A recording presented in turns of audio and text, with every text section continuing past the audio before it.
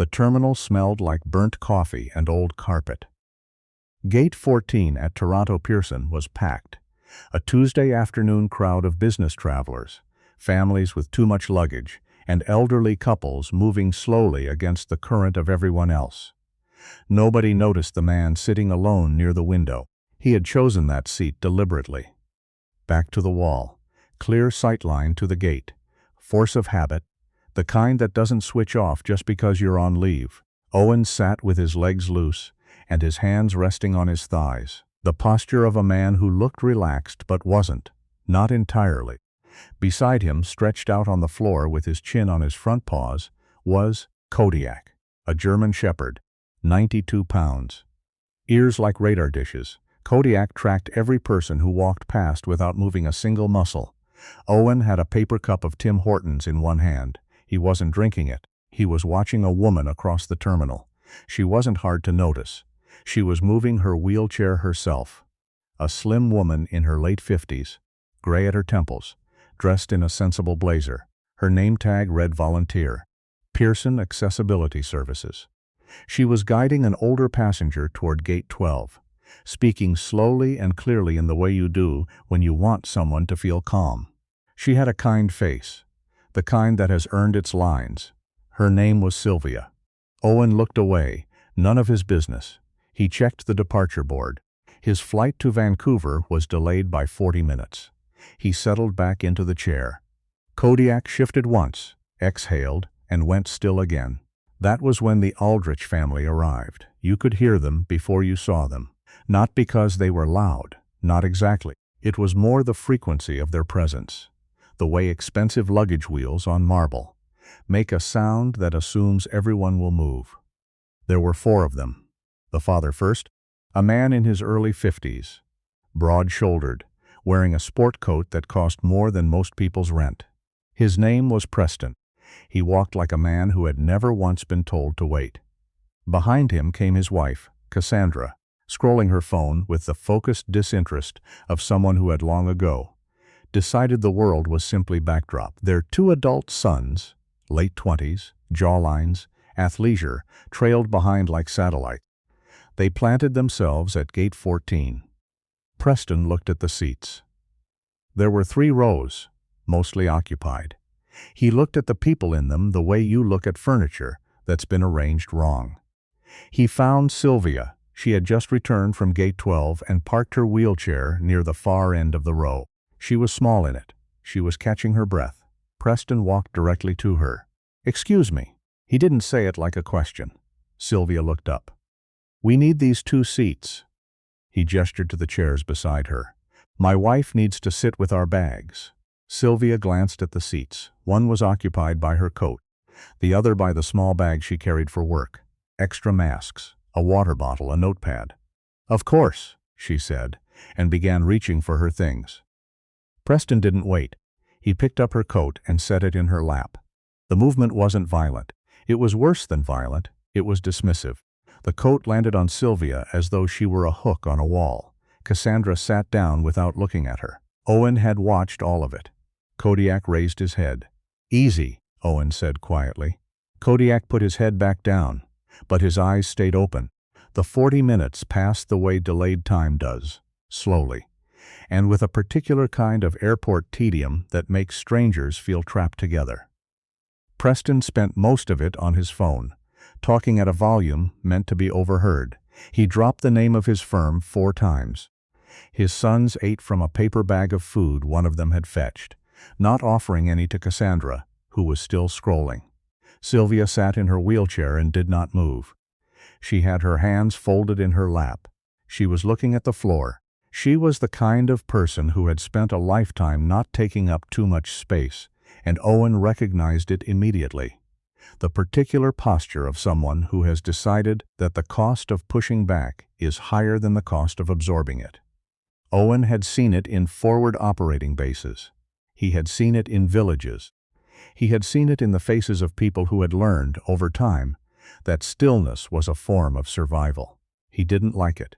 He picked up his coffee cup, still barely touched, and stood. Kodiak rose immediately, no command needed, and fell into position beside him.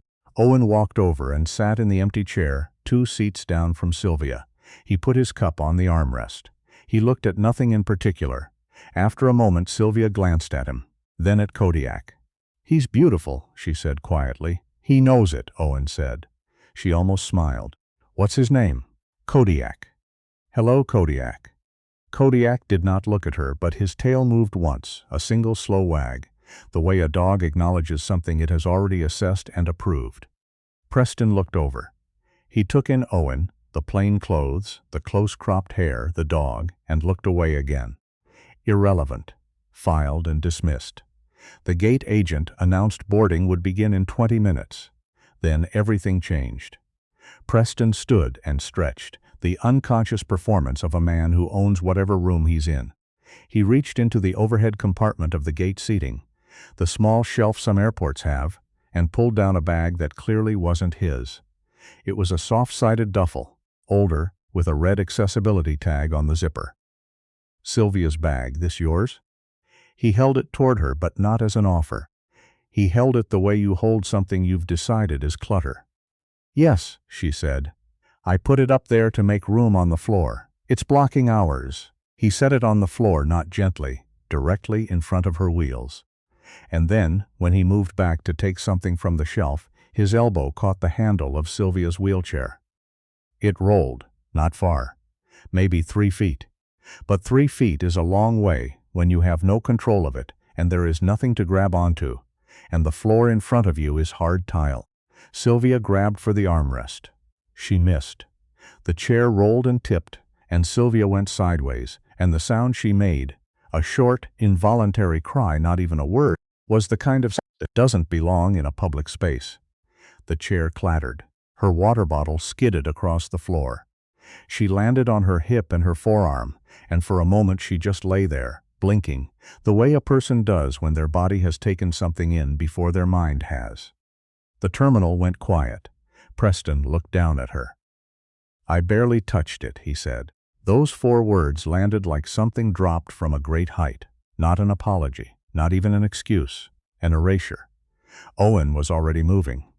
He crossed the space in 4 steps. He crouched beside Sylvia, one knee on the floor, and put a hand near her shoulder, not touching, not yet, looking at her face first.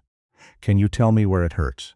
His voice was the same voice he used on every other sentence, flat, even, completely without urgency, because urgency in a voice scares injured people, and scared injured people move wrong. Sylvia blinked at him. My arm. "And my hip?" "Okay, don't move yet. Take a breath first." Preston stepped back. One of his sons made a sound, a short, impatient exhale. "She tipped herself," Preston said, louder now, to the room. "The chair wasn't secure. That's an airport problem." A few people had their phones out. Owen looked up at Preston for exactly 1 second. Then he looked back at Sylvia. "Can I help you up?" "Yes." Her voice was steadier than it had any right to be.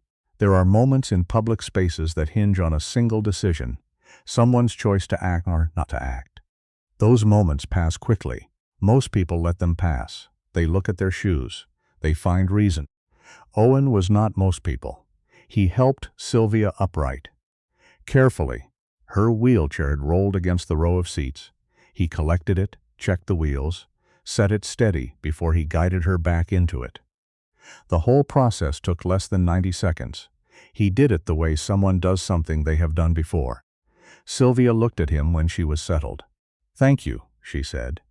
It came out smaller than she meant it to. "You're welcome." He handed her the water bottle. Kodiak had positioned himself, without instruction, between Sylvia and Preston, not blocking, not aggressive, just present. A physical fact. Preston looked at the dog. "That animal needs to move," he said. "There are regulations about dogs in." "He's a certified military working dog," Owen said. He didn't look up. He was still adjusting the footrests on Sylvia's chair. "He goes where I go." "That's not. It's federal." Owen stood. He looked at Preston now. "You want to double-check that. There's airport security at the desk back there. They'll confirm it." Preston's jaw tightened. His wife was watching from her seat. Her phone was down for the first time since they'd arrived. The 2 sons had gone very still. The stillness of young men who have realized something has shifted and aren't sure which way. A gate agent had seen the fall. She was coming over with a radio in her hand. And then Preston made his decision. "That dog knocked her chair," he said. "I saw it." The words went out into the quiet terminal and sat there. Owen turned to look at him. "No," Owen said simply. "I'm telling you what I saw." Preston's voice had acquired a firmness that Owen recognized. The voice of a man accustomed to being believed. The dog moved into her chair. "You need to control your animal." The gate agent arrived. "Is everyone okay?" "I saw this man's dog knock this woman from her wheelchair," Preston said immediately, addressing the agent with the fluency of someone who has spent a career talking to people whose job it is to listen. "It should be reported. I'll give a statement." The agent looked at Sylvia. "Ma'am, is that what happened?" Sylvia opened her mouth. And that was when Preston's son, the older one whose name Owen would later learn was Hayden, said quietly, to no one in particular but loud enough, "She probably just lost her balance. She shouldn't be working if she can't manage the chair." The gate agent blinked. Owen said nothing. He looked at Sylvia, and Sylvia, who had spent 40 minutes not taking up space, who had absorbed a coat dropped in her lap, and a bag moved without permission, and a body of language that said, "You don't matter." Sylvia looked up at the gate agent and said, clearly and precisely, "That man's elbow struck my wheelchair. I have no use of my legs below the knee, and I was not able to stop myself. I fell. The dog was not involved." Silence. "I'd also like to note," Sylvia continued, and her voice was the voice of someone who has managed crisis for 30 years and knows what a sentence that begins. "I'd also like to note does to a room that this was witnessed by a number of people here, and I would appreciate if their accounts were also requested." The gate agent looked at the people standing nearby. 3 of them nodded. The airport security officer who responded was named Dara. She was compact, unhurried, and had the expression of a person who had heard every version of every story and was going to find out what actually happened. She spoke to Sylvia first. Then she spoke to the witnesses. Then she spoke to Owen, who gave his account in the way he gave all accounts, short, sequential, without interpretation. He didn't say Preston was wrong. He said what he saw. In the order that he saw it, Dara thanked him. Then she spoke to Preston. Preston was polished. He had a way of presenting himself, leaning slightly forward, eye contact calibrated, the language of someone used to boardrooms. He described the incident as a misunderstanding. He said his elbow may have grazed the chair, but that the chair clearly wasn't properly secured and that airports had a duty of care to ensure equipment was stable. He said he was sorry if the woman had been upset, but that he hadn't done anything wrong. Cassandra confirmed his account, reading her portion off her phone like a prepared statement. Hayden said the dog had definitely moved toward the chair. He was sure of it. Dara wrote everything down. Owen watched all of it from across the room. He was not particularly angry. He was something harder than angry. He was clear. He had learned years ago that rage is an expenditure you can't afford when clarity is what's actually required. Kodiak lay at his feet, watching. Boarding was called. Security asked Preston and his family to remain while the situation was documented. Preston began to argue. Dara handed him a form and asked him to complete his contact information. He took it the way men like him take things they don't want, with a thin, graceless smile. Sylvia was helped to pre-board. Before she went, she stopped beside Owen. "You didn't have to do that," she said. "I know." She looked at him for a moment. "Were you military?" "Navy?" She nodded slowly. "My late husband was RKF, 22 years. Owen looked at her. Something shifted in his face. Not much, just enough. "He would have done the same thing," Sylvia said, "for what it's worth." She moved toward the gate. Owen watched her go. Kodiak looked up at him. "Yeah," Owen said quietly. "I know." The flight to Vancouver boarded in sections. Owen found his seat, an aisle, midway back, chosen for the same reason he'd chosen the wall seat in the terminal. He settled Kodiak on the floor mat he'd brought, and the dog turned twice and lay down with the practiced ease of an animal that had rested in stranger places than this. Owen closed his eyes. He didn't sleep. He rarely slept in transit anymore. But he let himself be still, which was a different thing, and almost as good. 2 rows ahead, he could hear Preston's voice, a persistent low-pressure front moving through the cabin. He was telling someone, a seatmate who hadn't asked, about a deal his firm had closed in Q2. His son was ordering a drink. Cassandra had her window shade down. Owen thought about Sylvia. The way she'd said, "I'd also like to note." The steadiness of it. The years behind it. People surprise you, he thought. Usually in the direction of worse.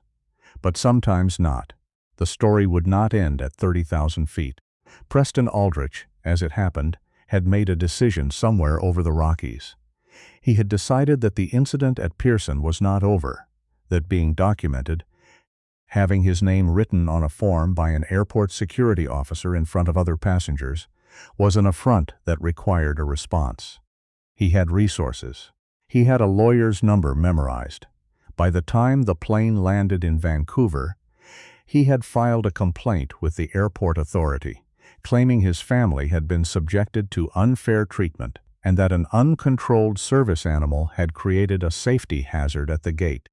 He included Owen's name, which he had obtained from the security incident form. He characterized Sylvia's account as exaggerated and questioned her suitability to work in a passenger-facing role. The complaint landed in an inbox. It was logged, as these things are. It was also flagged, because Sylvia's supervisor had independently filed an incident report 40 minutes earlier, and the 2 filings were now in the same system, pointing in opposite directions. 3 weeks later, Owen received a call from an investigator at the Greater Toronto Airports Authority. Her name was Priya. She was calm, precise, and clearly very good at her job. She explained the situation. Preston's complaint named Owen. There were conflicting accounts on file. She needed his statement. Owen gave it, the same way he had given it to Dara, short, sequential, without interpretation. Priya asked about Kodiak. He was lying down the entire time, Owen said. He never moved toward the woman's chair. Mr. Aldrich's son has provided a statement saying, "He's lying," Owen said, not with heat, just with the flatness of a fact. There was a brief pause. "Is there anything else you'd like to add?" Priya asked. 3 witnesses gave statements at the scene. The gate agent saw the aftermath of the fall. Security officer Dara was thorough. He paused. And Sylvia was there. Another pause, shorter. "Thank you for your time," Priya said. The investigation took 6 weeks. During that time, Owen returned to his base. He ran his usual mornings. He maintained his kit. He worked Kodiak through their regular drills, hand signals, scent work, the long, patient exercises that keep a working dog's mind in order. Kodiak seemed to understand that something was pending. He stayed closer to Owen than usual, which was something. Owen didn't tell many people about the incident. He told his CO in passing. He told no one else. Sylvia, as it turned out, had her own way of managing the waiting period. She had worked at Pearson for 11 years. She had been a public health nurse before that. She had managed wards, emergencies, and the particular kind of bureaucratic cruelty that institutions sometimes practice on their own people. She was not frightened by paperwork. She had also, quietly, reached out to 2 of the 3 witnesses who had nodded that afternoon at Gate 14. Both confirmed their willingness to provide formal statements. She didn't tell Owen any of this. She didn't have his number. She just did it, the way she did most things, steadily, without announcement, because it was the right thing to do, and she was the person who was there to do it. On a Thursday morning in October, Priya called both of them. Separately, within an hour of each other. The investigation had concluded. The account provided by the Aldrich family was inconsistent with the physical evidence, the gate agent's observations, the security footage, which had been recovered, after all, from a camera covering Gate 14, and the statements of 3 independent witnesses. Preston Aldrich's complaint was dismissed. A counter-referral had been forwarded to the relevant Aviation Conduct Authority, noting the provision of knowingly false statements in the context of a formal airport security investigation. The airport's legal counsel had been in contact with the Aldrich family's representative. Preston would not comment on the outcome publicly. He had been advised not to. Owen heard the news on a Wednesday, standing in a parking lot, in light rain. He listened to Priya's summary. He said thank you. He hung up. He looked at Kodiak, who was sitting at his feet, getting rained on without any apparent opinion about it. "Okay," Owen said. Kodiak's tail moved once. They walked back to the vehicle. Owen unlocked it. Kodiak jumped into the back seat and turned around twice and lay down. Owen sat in the driver's seat for a moment without starting the engine. He thought about a woman in a chair at gate 14 saying, "I'd also like to note." He thought about a coat dropped in her lap. He thought about the particular sound a wheelchair makes when it tips on airport tile. He thought about 32 years of someone's husband in the air, and what it means to carry that quietly. He started the engine. He found out later, through the airport, through Priya, that Sylvia had been formally commended by the Accessibility Services Program. 2 of the witnesses from Gate 14 had sent letters on her behalf. The airport had reached out to thank her for the precise and professional account she had given under circumstances that most people would have found destabilizing. She had responded, as Owen was told she responded to most things, with a single brief email thanking them for their attention to the matter. Owen sent her a card. He asked Priya to forward it. He didn't know if that was allowed. Priya said she'd see what she could do. The card said, "I hope your hip healed well. Kodiak says hello." He didn't sign it with rank or unit. He signed it Owen. 3 days later, he received a card in return. He didn't know how she'd gotten his address and didn't ask. The handwriting was neat. The card had a small lighthouse on the front, the kind you see on the Nova Scotia coast. It said, "Both fine, thank you. Give Kodiak a proper scratch, from me. He's earned it. Sylvia, there is a thing that happens when people are treated as though they do not matter, and then someone acts as though they do. It is not a large thing, from the outside. It doesn't look like much. A man crouching on airport tile, a dog holding a quiet line, a woman straightening her back and saying, "I'd also like to note." But those small moments accumulate. They go into people and stay there. They change in some small and durable way what a person believes is possible. The narrator will not pretend that this story resolved everything, or that people like Preston don't go on existing in the world with their sport coats and their certainties. They do. But Owen had been somewhere quiet for 22 seconds while Sylvia fell and no one moved. And then he had moved, and Kodiak had stood up, and somewhere on a desk in a government building in Toronto, a complaint filed in bad faith had been dismissed, and a counter-referral had been logged, and a woman who spent her days helping strangers navigate hard places had been told, in writing, that she had been believed. That's enough sometimes. That's enough.